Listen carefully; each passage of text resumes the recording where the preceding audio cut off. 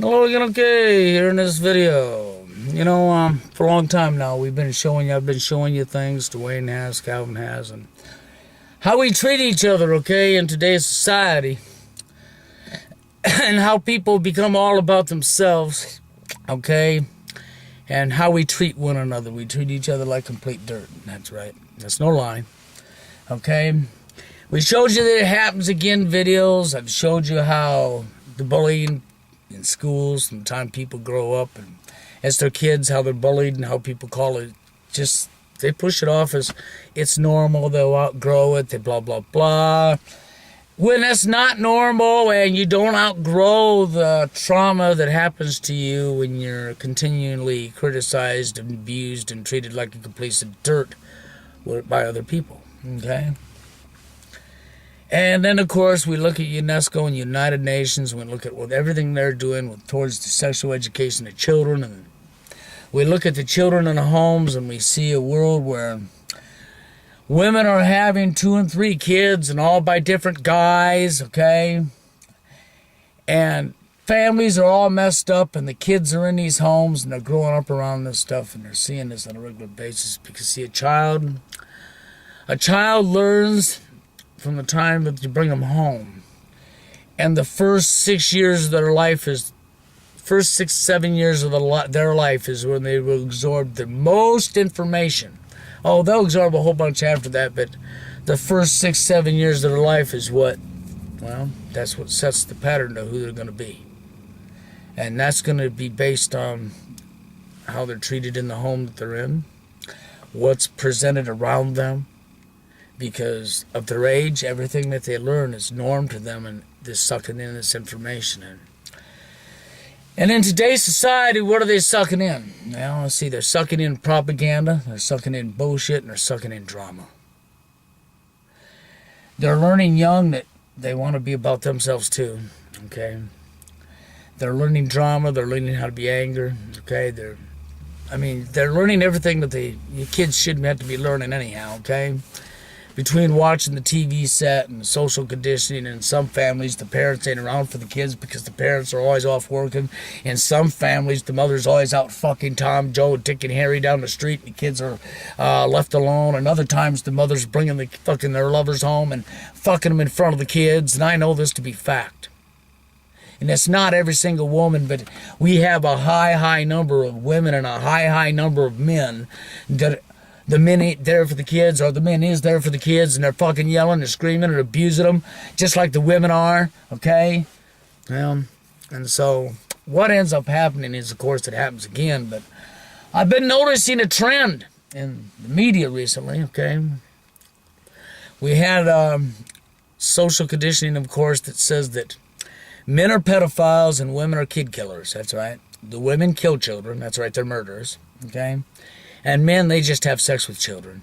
Yes. That's how society, that's how the media has painted it all out, okay? Over the last few years, okay?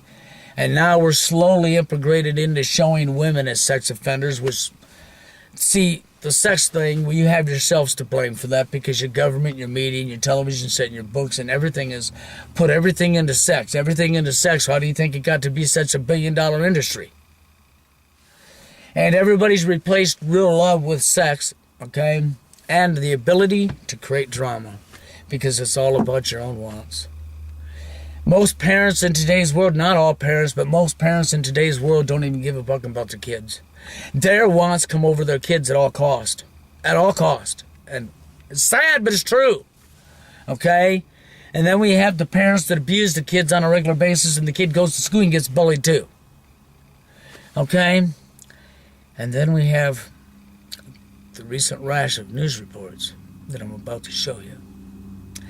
They're caused by all these things. Because we haven't got the ability as adults to grow the fuck up.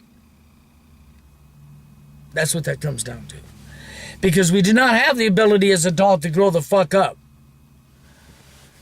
We've got to look for any flaw we can find in another human being in today's society and use that as a weapon.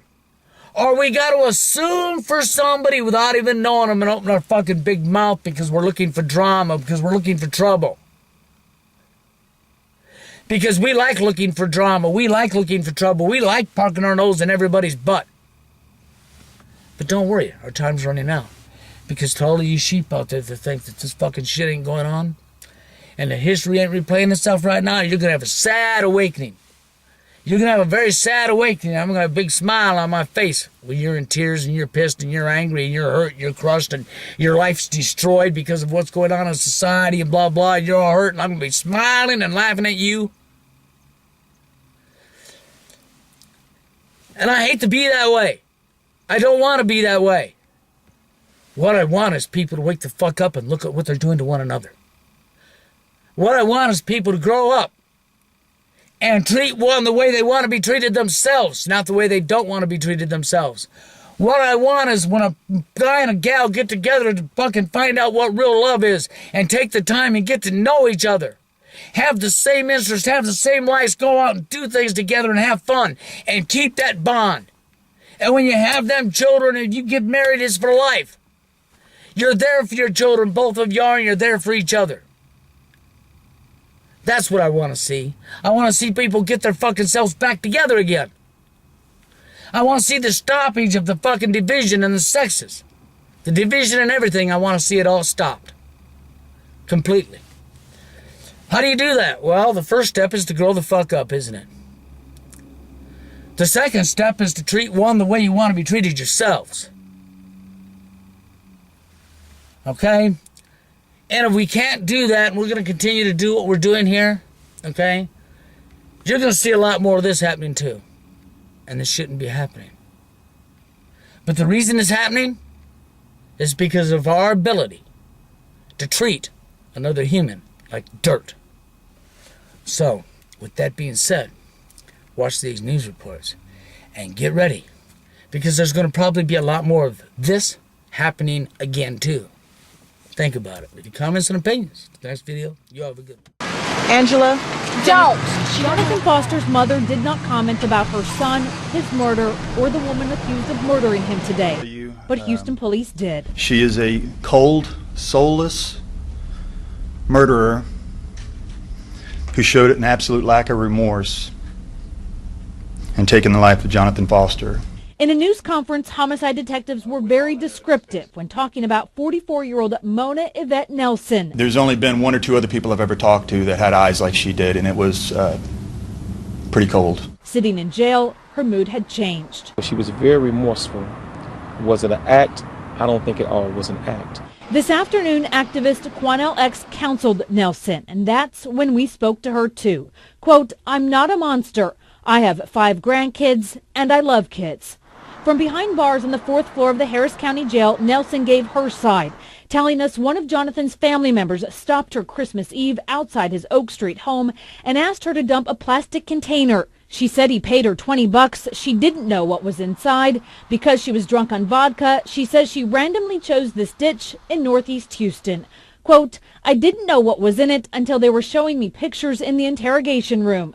But the body, police say, was not found in a plastic container. Investigators believe Nelson acted on her own. All family members, they say, have alibis.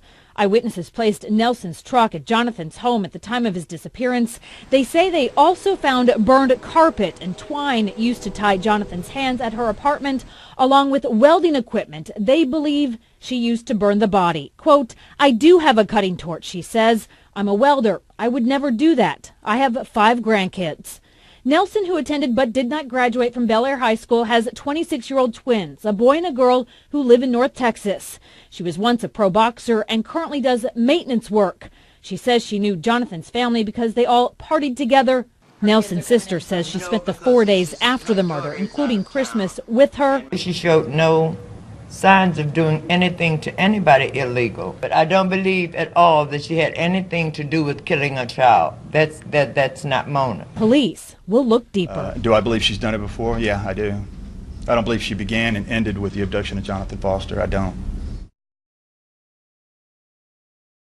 Prosecutors say the 12-year-old girl charged with fatally shooting her father, 38-year-old Mark Nelson, in his sleep will be evaluated by a psychiatrist. We're going to get all the information we can to try and get a better understanding of why this happened. A man who calls Nelson his best friend came to the Katy home where the 12-year-old girl lived with her father and stepmother to leave flowers and a note. We're torn because we love him and we lost him, but we love her too. Rapay Lawless says the girl who is charged with murder had no reason to kill her father. He says allegations of abuse that have been reported to police following the shooting are all false. He loved his daughter. He absolutely loved his daughter. Lawless acknowledges the girl did make some abuse claims after Nelson had disciplined her. He didn't choke her. Katy police say they are exploring one allegation dating back just 2 weeks ago. They say CPS investigated an allegation that the girl made, claiming her father had choked her. CPS reportedly interviewed the girl at Carter Middle School, but the agency says it cannot comment on the case.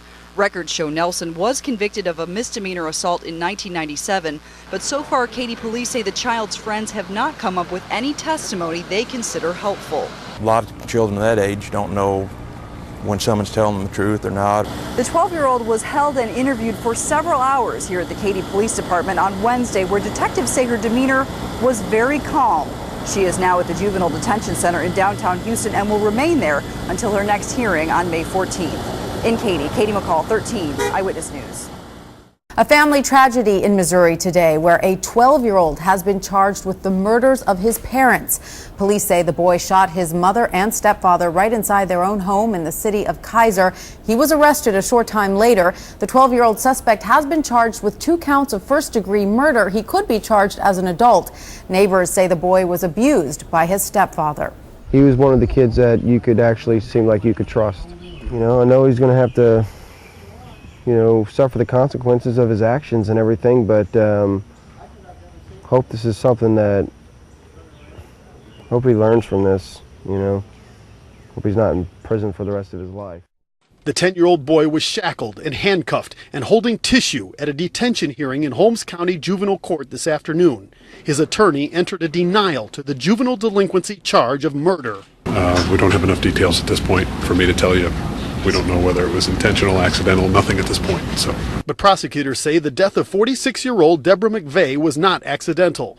They say Deborah McVeigh was found dead of a single rifle shot to the head on the floor of the family residence in Big Prairie Township, about 10 miles southwest of Wooster.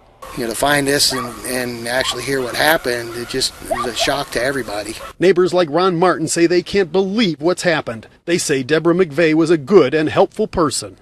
She was a good mother, and she worked and helped with handicapped, mentally challenged people, and did a lot of good things, for people in the community and stuff. And authorities here in Holmes County say an autopsy will be performed to positively confirm the cause of Deborah McVeigh's death. Meanwhile, a 15-year-old daughter who also lives in the home has been temporarily placed with relatives. As for the 10-year-old boy, he will remain in juvenile detention while authorities continue to investigate this horrific incident. In Holmes County, I'm Ted Cortan, News Channel 5.